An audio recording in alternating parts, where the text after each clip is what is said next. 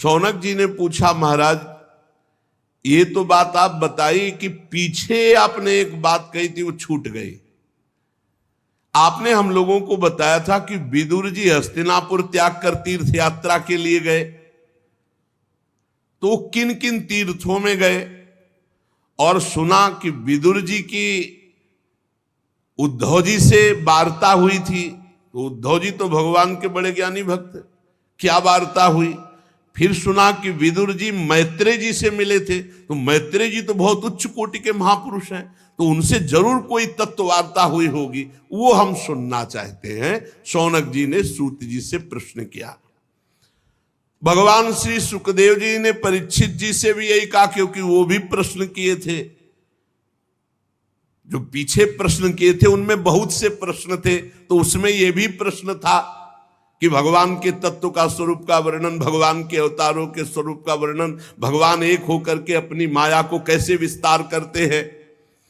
तो कहा, परीक्षित जो तुमने पीछे बात पूछी थी वही पूर्व काल में घटित घटना को हम बता रहे हैं कि विदुर जी ने समस्त सुखों का त्याग कर तीर्थ यात्रा क्यों की, और मैत्रेय जी से मिले, उद्धव जी से मिले, क्या वार्ता हुई।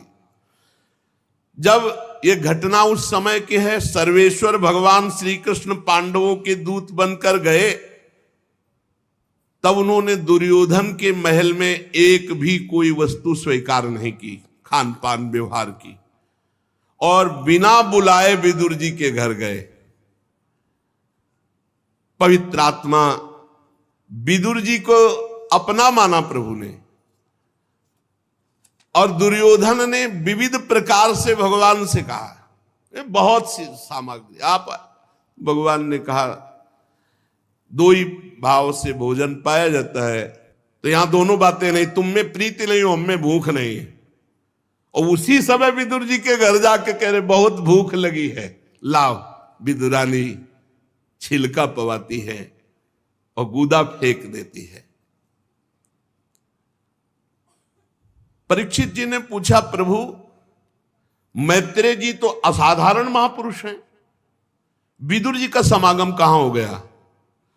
और मैत्रेय जी जैसे महात्मा विदुर जी जैसे प्रश्न करता तो साधु शिरोमणि बड़ा सुंदर उत्तर होगा, हम सुनना चाहते हैं। भगवान सुखदेव जी ने कहा, परीक्षित राजा धृतराष्ट्र अपने अन्यायी पुत्रों से बहुत मोहित थे, जानते थे कि अन्याय कर रहे हैं, लेकिन दस्तखत वही करते थे जो दुर्योधन कहता था। वो अपने भाई पांडु के अनाथ बालकों को लाक्षा भवन में जलाने के लिए भेज दिया था, आग लगवा दी, पर भगवान की कृपा और विदुर जी की प्रवीणता से वो बच गए। फिर उनकी पुत्रवधू महाराज युधिष्ठिर की पटरानी द्रौपदी के केस घसीटता हुआ दुशासन सभा में लाता है। द्रौपदी के अश्रुधारा चल रही है, किंतु धृतराष्ट्र ने अपने कुकर्मी पुत्रों को उस समय भी नहीं डांटा, वहां भी दस्तखत। और क्या बताएं, सत्यपरायण धर्मराज युधिष्ठिर को छल पूर्वक, अन्याय पूर्वक जुए में हरा दिया गया और उन्हें वनवास दिया गया। वनवास भोगने के बाद फिर लौटकर जब आए और अपनी पैतृक संपत्ति मांगी, तो उन्होंने उनका हिस्सा देना अस्वीकार कर दिया।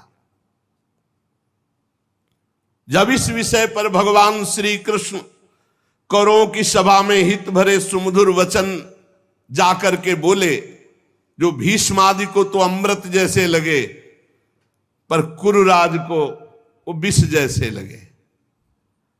फिर भी धृतराष्ट्र की बुद्धि काम नहीं की और पुत्र मोहवशात भगवान की बात नहीं मानी, क्योंकि सारे पुण्य उनके नष्ट हो चुके थे, मानते भी तो कैसे। जब विदुर जी ने देखा कि भगवान की आज्ञा का उल्लंघन हो रहा है, तो विदुर जी ने धृतराष्ट्र से कहा, जिसे विदुर नीति कहते हैं, महाराज अजात शत्रु महात्मा युधिष्ठिर को उनका हिस्सा दे दीजिए, आप असहनीय अपराध कर रहे हैं, भगवान की भी बात नहीं मान रहे, पांडव वनवास करके आए फिर भी उनका हिस्सा नहीं दे रहे। हमें बहुत डर लग रहा है कि ये पांडव अगर क्रोधित हो गए तो महाराज आपके वंश का विनाश हो जाएगा। ये भीम सांप की तरह सांस ले रहा है, बस भगवान की आज्ञा का इंतजार कर रहा है। इसकी फुफकार में तुम्हारे एको पुत्र नहीं बचेंगे महाराज, हम आपको बताए देते हैं। आपको पता नहीं है कि पांडवों के पक्ष में अखिल कोटि ब्रह्मांड नायक ये श्री कृष्ण है, ये परमात्मा है। ये यदुवीरों के आराध्य देव कोई मनुष्य नहीं है, ये परब्रह्म परमात्मा है। ये द्वारिका में विराजमान रहकर ही तुम्हें नष्ट कर सकते हैं, आने की जरूरत भी नहीं।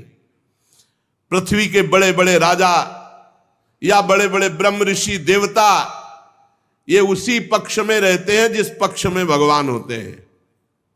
सुर नर मुनि प्रसन्नता ऊपर सोई विजयी विनयी गुण सागर तास सुजस त्रैलोक उजागर, जा पर कृपा राम की होई ता पर कृपा करे सब कोई। ये जिसे तुम अपना पुत्र मानकर पाल रहे हो महाराज, जिसकी हां में हां मिला रहे हो, ये दुर्योधन मूर्तिमान दोष है, दोष। ये दोष तुम्हारे घर का नाश कर देगा। ये इतना महान दोषी है कि भगवान से भी द्वेष करता है। ये भगवान श्री कृष्ण से विमुख, श्रीहीन, अधर्माचरण करने वाला, कुल कलंक। मेरा अगर वचन आपको सुनाई दे रहा हो तो आप इस दुष्ट का तुरंत इसी समय त्याग कीजिए और हस्तिनापुर से निकलवा दीजिए। विदुर जी महान नीतिज्ञ, धर्मराज का साक्षात स्वरूप है। साधु जन भी विदुर जी का आदर करते, भगवान भी आदर करते। ये बात सुनते ही दुशासन, दुर्योधन, कर्ण, शकुन सब क्रोध से युक्त हो गए। और दुर्योधन तो बहुत ही कड़ुआ बोला, अरे इस कुटिल दासी पुत्र को यहां किसने बुलाया उपदेश देने के लिए? इसकी जान तो मत लो, लेकिन इसको तुरंत इसी समय नगर से बाहर निकाल दिया जाए। महाराज धृतराष्ट्र सुन रहे, एक भी शब्द नहीं बोले। ये बड़े भाई के सामने ऐसे कानों में विषैले शब्द, विदुर जी ने कुछ भी बुरा नहीं माना। समझ रहे थे कि भगवान इनका विनाश करवाना चाहते हैं, इसलिए ऐसी इनकी भाषा निकल रही। धृतराष्ट्र को प्रणाम किया और सामने द्वार पर धनुष बाण रख दिया और हस्तिनापुर से निकल पड़े।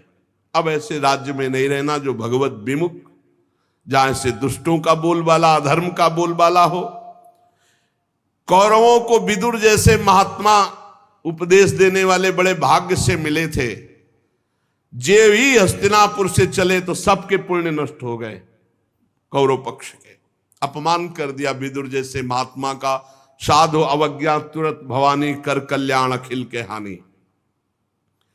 विदुर जी हस्तिनापुर से चलकर भूमंडल के तीर्थों में विचरण करने लगे, जहां श्री हरि, ब्रह्मा, रुद्र आदि इन महान के द्वारा जो तीर्थ स्थापित है, उन तीर्थों में विचरण किया। जहां जहां भगवान के पवित्र वन, पर्वत, कुंज, निर्मल जल, सरोवर, उन सब में स्नान करना, वहां अनुष्ठान करना, ऐसे विदुर जी तीर्थों में विचरे। और ऐसे भेष में रहते कोई ये जान न पाए कि विदुर जी हैं।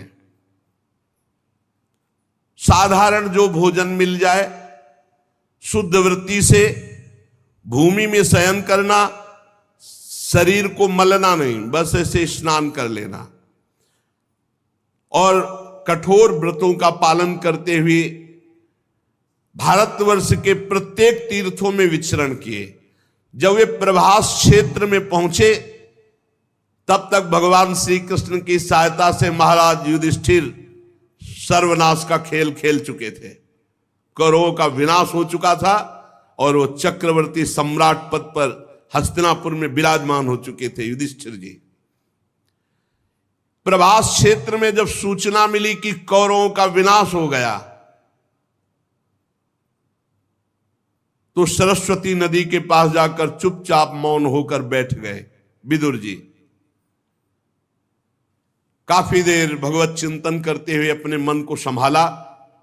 फिर वहां से त्रित, उष्णा, मनु, पृथु, अग्नि, असित, वायु, सुदास, गौ, गुह और श्राद्ध देव नाम के प्रसिद्ध 11 तीर्थों का सेवन किया, अवगाहन किया।